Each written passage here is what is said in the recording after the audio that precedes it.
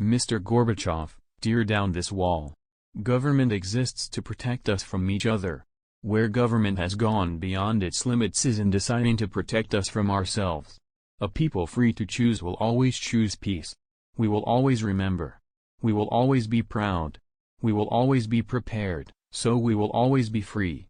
Let us ask ourselves, what kind of people do we think we are? And let us answer, free people, worthy of freedom and determined not only to remain so but to help others gain their freedom as well. Unemployment insurance is a prepaid vacation for freeloaders. Concentrated power has always been the enemy of liberty. History teaches that war begins when governments believe the price of aggression is cheap. I noticed words crudely spray-painted upon the wall, perhaps by a young Berliner, "This wall will fall." Beliefs become reality. Yes, across Europe, this wall will fall. For it cannot withstand faith, it cannot withstand truth. The wall cannot withstand freedom.